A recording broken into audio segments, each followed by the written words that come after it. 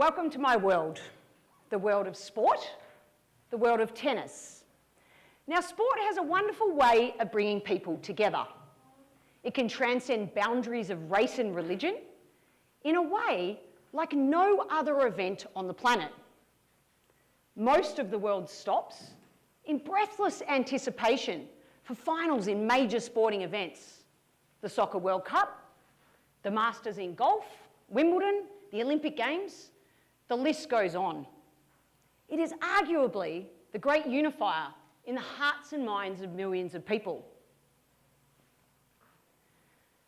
It allows us to play, have fun, yet in a serious way. Now, this is why I find the great sport of tennis so fascinating. It's a problem-solving game. And the ball never bounces in the same way twice. Just as in life, no two decisions are ever the same. And when you're in a singles match that you care deeply about and it's 5-4 in that final set, it's often not the player with the prettier technique that wins, but the person with the stronger character, the biggest heart. You are alone. Your character is exposed. And ultimately, you are defined by the results of your decisions and your actions. It is theatre on a grand scale. In the words of William Shakespeare, all the world's a stage, and all the men and women are merely players.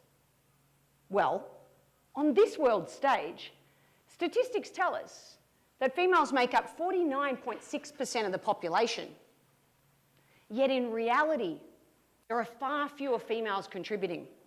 Despite major advances in equal prize money in tennis for both males and females, and the enormous efforts of Billie Jean King defeating Bobby Riggs in the Battle of the Sexes in 1973, the simple facts are, here in the United States, ESPN's SportsCenter devotes only 5% of its coverage to women athletes. In the United Kingdom, women account for just 10% of sports journalists. And in Australia, there are only 19% of qualified female tennis coaches. And would you believe, there are more CEOs named John than there are female CEOs. The scales of justice are clearly out of balance in relation to contributions of both males and females. And interestingly, in junior tennis, 80% of unforced errors occur when you are off balance. And the other revealing statistic in my home state is that 1 in every 2 Victorian female tennis players are no longer playing tennis by the time they reach the late teens. The argument is clear. We cannot reach our potential as individuals, as societies, unless we make use of the talents of all. The fact that we are not making use of female energy is a massive loss in sport and a huge loss for women as leaders beyond tennis. This energy is being repressed, it is being imprisoned. So what can we do about it? Well, when I returned home from playing US college tennis with my degree in hand, I wanted to become the best tennis coach that I could possibly be. So what did I do? I volunteered to coach at a women's youth detention centre. Now, you might be thinking that's a little extreme, okay, but I grew up in a household that really encouraged stretching your comfort zone. So on that morning, I arrived early, a little bit nervous, excited, minor problem. As I was walking through security, right, the guard found that I had one of these footwork ladders in the bottom of my basket. And, you know, despite like showing him all the benefits, you know, that you could do to be light and quick on your toes, it would be fair to say probably not the best piece of equipment to be taking into a women's prison, right? So anyway, what I did is, you know, I proceeded to meticulously set up my indoor tennis court as per my lesson plan. Suddenly, a dozen high-energy females walked into the room. They picked up the rackets and they began smashing the balls in any and every direction. It was complete chaos. There were balls flying everywhere. All of my senses were alert. I had to listen with my eyes. I had no choice.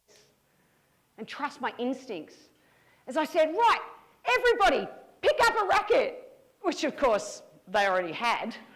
And then I said, I want you to hit the ball as hard as you can in any and every direction, which of course they were already doing. And then I just spent my time like trying to spread them out to avoid a major catastrophe or any injuries. And then after about 5 minutes, I said, okay, bring it in.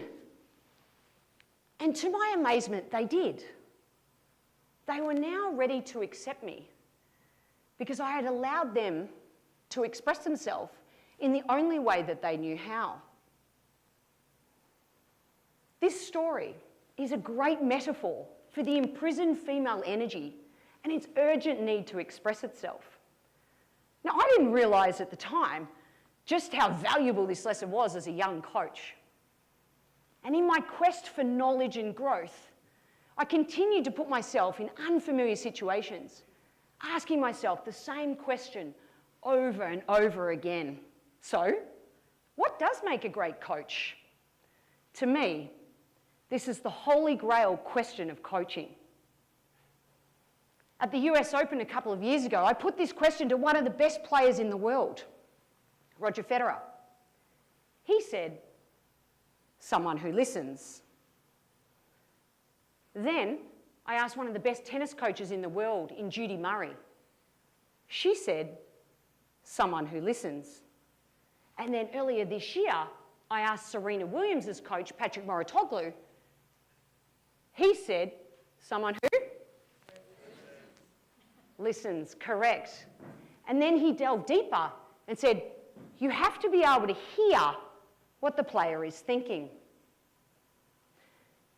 Now, this really validated my own thoughts, feelings, and experiences. Because when we listen, really listen, we start to engage. We begin to understand the player's map of the world, the inner GPS that is guiding them. And this is particularly important when we're dealing with female players. Because if you can tune into their wavelength, or perhaps their Spotify playlist, then you have hope of building authentic, trusting relationships. In fact, listening is the tipping point. So, having tapped into this enormous reserve of energy, we have a responsibility to harness its potential. How do we do this? What do great coaches do? They use empowering language, because language matters. The words we choose, the comments we make, whether consciously or subconsciously, impact the strength of the player's private inner voice, especially under pressure. And it's not surprising that in the teenage years, we know from neuroscience that the brain is undergoing intense and inevitable change. Consequently, the teenage years are turbulent, hypersensitive, and emotionally demanding. And in my experience as the Australian Junior Fed Cup captain, I would often ask my young female players, so tell me, what are your strengths? They would go straight to their perceived weaknesses, struggle to articulate their strength, or look to mum or dad or coach for the magic answer. And unfortunately, all too often I hear coaches focus on the past after a negative match or an experience. And this serves only to reinforce habitual patterns of negative thoughts, and I was guilty of this too when I was a young coach. Instead, girls want praise where praise is due. They want feedback where feedback is due. And great coaches do this by observing the past, focusing on asking a future-based question, returning to the present to deliver, execute, and repeat. Let me share a classic coaching example of this. So we're rallying cross court, and all of a sudden there's an error as I try to change direction of the ball down the line. Now, if you ask a pass-based question, what happened there? Why'd you miss that ball? She will give you a highly accurate list of everything that went wrong. Oh yeah, well, I made my decision late, I shifted my head, I was off balance, and the list goes on. However, if you ask a future-based question, Next time you have that same ball, what are you going to do differently? What other options are possible? Through repetition, this will empower her private inner voice and really strengthen her with comments such as, next time I'll turn my shoulders, next time I'll be more on balance. This serves to strengthen the private inner voice, builds self-esteem, allows for accountability, and enables the student to find the strengths that live within. You see, the words we choose impact and mould the brain's neuroplasticity. They are critical in building new brain maps, especially in these teenage years. Now, let me share a story to illustrate this. So a student of the game comes to me and she says, "Can you look at my serve?" I said, "Sure." It looks something like this. Okay, I'll show you that again. And she goes, I know, coach. I know what you're going to say. You're going to tell me that I've got a hitch on my serve. Like I get stuck here, right? You're going to tell me that, yeah? And many coaches have told me this before. Well, first of all, I thought, wow, isn't that interesting, years of that negative reinforcement. And I just simply said, what if you were to spread your wings? What if you just let gravity do the work for you? Just let gravity do the work for you. Now, little did I realise she had felt stuck in a number of areas of her life, not necessarily related to tennis. But it was only on her terms, through repetition, that she felt ready to let go. All the coaching experience did was provide an environment to listen, to engage, through using empowering language that enabled the student to find the answers that live within herself. We have a golden opportunity to begin to restore the balance. It is time to remove the blindfold from Lady Justice so that we all might hear and see clearly a way forward.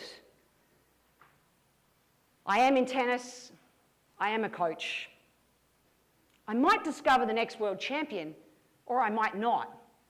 But here's what I do know.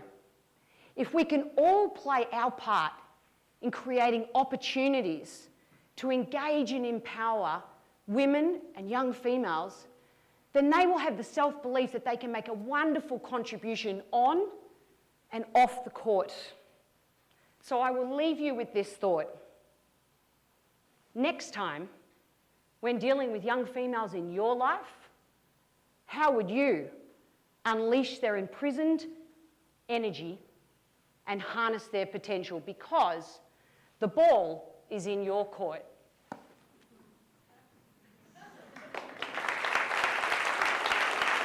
Thank you. Thank you.